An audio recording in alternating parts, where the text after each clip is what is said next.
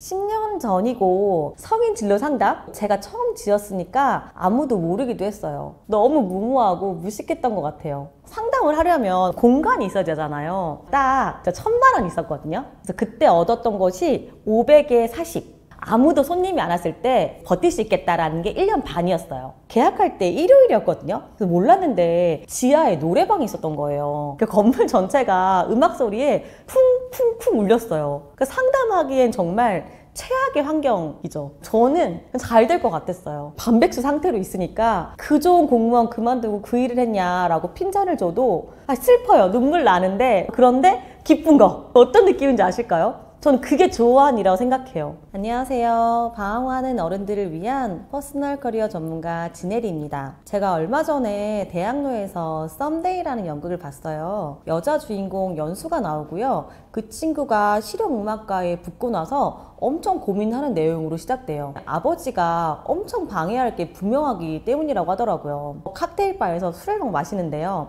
우연하게 어떤 다이어리를 보게 되고 타임 루프가 되면서 그 아빠의 20살로 돌아가게 돼요. 그때 아빠는 순수 음악을 하고 싶은 사람이었어요. 그런데 엄마를 만나서 이 여자 주인공 연수가 생기고 갑자기 연수의 엄마가 불치병에 걸리면서 아버지는 음악적 회의를 느끼게 돼요. 그리고 나서 음악을 포기한 채 딸만 키우는 억척스러운 아빠가 되어버립니다. 이런 과정을 직접 보게 된 연수는요, 아빠를 이해하고 갈등을 해결해 나간다는 이야기예요. 이걸 보면서 저는 이런 고민들이 보였어요. 안정적인 직업을 해야 할지, 아니면 돈을 못 벌어도 내가 하고 싶은 거를 해야 할지, 이런 고민들을 사실을 많이 하잖아요. 여러분은 내가 하고 싶은 일, 내가 해야 하는 일에 대해서 어떻게 확실하게 말할 수 있을까요? 오늘은 좋아하는 일과 해야 하는 일을 구분하는 법에 대해서 이야기해 보겠습니다. 가장 좋은 건 좋아하는 일을 하면서 돈도 많이 벌고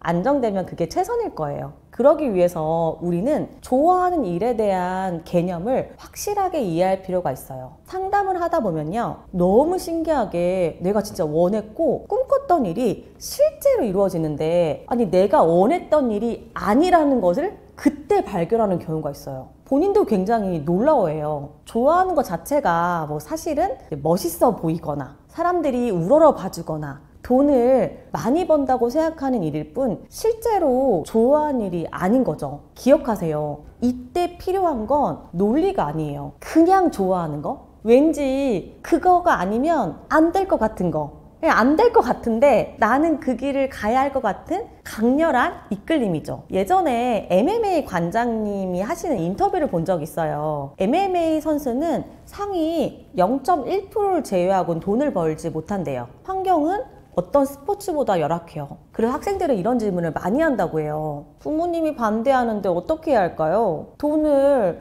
거의 못 버는데 먹고 사는데 문제가 없을까요? 관장님의 대답이 오늘 주제에 대한 해답일 것 같아요. 이런 질문을 하는 친구들은 길어야 1년 안에 다 포기한다고 말이에요. 진짜 꿈이라고 믿고 이루는 친구들은요, 현실적인 이유에 대해서 걸림돌로 느껴지지 않는다고 말해요. 더 대박인 건요, 세계적인 MMA 챔피언들은요, 하나같이 다 똑같은 말을 한다고 해요. 내가 이 챔피언 자리를 오래전부터 생생하게 꿈꿔온 장면이었다고 말이죠. 무작정 현실을 포기하라는 말은 아니에요.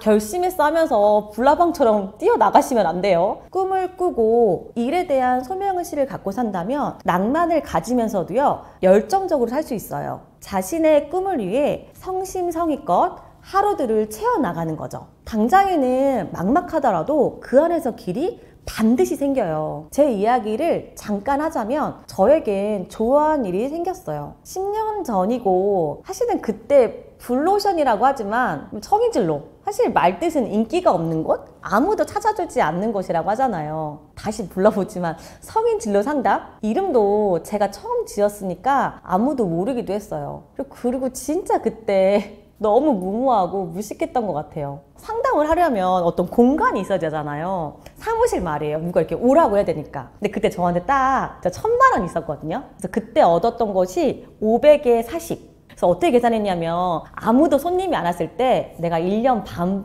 정도는 보증금도 이렇게 다 속된 말로 이제 다 까이고 버틸 수 있겠다라는 게 1년 반이었어요. 2층에 인력사무소가 있고 저는 4층에 있었거든요. 인력사무소가 있다 보니까 매일 그분들이 이제 청소를 하신다고 해도 이렇게 흙이 항상 1층부터 2층까지 계단에 이렇게 묻어 있었어요. 근데 저희가 아까 4층이라고 했잖아요. 그러니까 처음 이렇게 그 1층부터 걸어오신 손님들에게는 그러니까 좋은 인상을 줄 수가 없었던 것 같아요. 그리고 더 대박인 건 계약할 때 일요일이었거든요. 그래서 몰랐는데 지하에 노래방이 있었던 거예요. 이제 오후 3시 정도가 되면 이렇게 노란 풍선이 입구에 있고 입구를 막는 거죠. 초저녁이 되면 이렇게 비트라고 해야 되나? 건물 전체가 음악 소리에 쿵쿵쿵 울렸어요. 그러니까 상담하기엔 정말 최악의 환경이죠. 그런 데 있잖아요. 저는 잘 될 것 같았어요. 힘든 거 힘들어. 그리고 예전에 또 너무 슬펐는데 손님이 다 왔다고 한 거예요. 기다리고 있는데 오지 않는 거예요. 전화도 안 받고 도망간 거죠. 올라오시다가. 그런데 저는 좋아하는 일이 포기가 안 되더라고요. 그럴수록 더더 오기가 생기고 잘하고 싶어지는 거죠. 주위에서는 제가 이제 거의 반백수 상태로 있으니까 그 좋은 공무원 그만두고 그 일을 했냐라고 핀잔을 줘도 슬퍼요. 눈물 나는데 그 말 들으면 내가 뭐하나 싶기도 하고 그런데 기쁜 거. 이거 어떤 느낌인지 아실까요? 저는 그게 좋아하는 일이라고 생각해요. 네 누군지 아니? 그 유행어처럼 만든 범죄의 도시로 스타가 된 박지한 배우도 인터뷰 똑같은 말 하시더라고요. 20년 전에 그분은 무명이었다고 해요. 1평 정도 되는 화장실에서 이렇게 호스 연결해서 샤워도 하면서 사니까 남들이 괜찮냐고 걱정했다고 하는 거예요. 그런데 그분은 그 상황이 전혀 힘들지 않았다고 해요. 일을 너무나 좋아하고 살아있기 때문에 그 상황이 전혀 중요하지 않았다고 말이죠. 그리고 문득 힘들 때 스스로에게 이런 질문을 던졌다고 해요.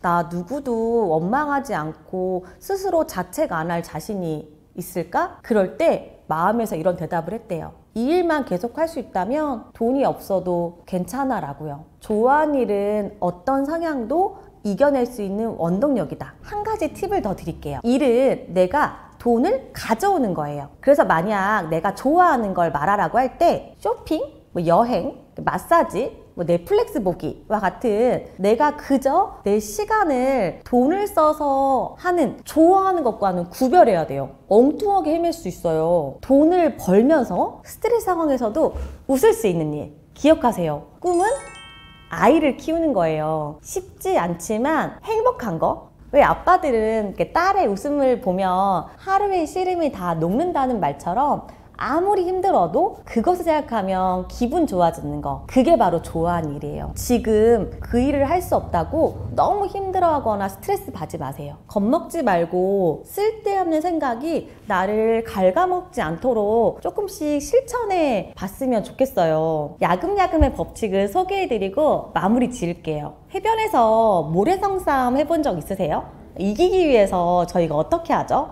가장자리부터 깃발이 떨어지지 않게 조심조심 모래를 가지고 오잖아요. 그래서 저는 서두르지 말고 하고 싶은 게 생겼다면 지금의 생계를 안정적으로 유지한 채 조금씩 모래를 가져오셨으면 좋겠어요. 어쨌든 그 끈을 가지고 있어야 되는 거죠. 안 그러면 나는 평생 좋아하는 일을 못 찾을 수도 있으니까요. 겁먹지 말고 쓸데없는 생각이 나를 갉아먹지 않도록 야금야금의 법칙 꼭 실천해보세요. 오늘 내용이 도움이 되셨다면 좋아요와 구독 눌러주시고 다음에 더 좋은 콘텐츠로 찾아뵙겠습니다. 감사합니다.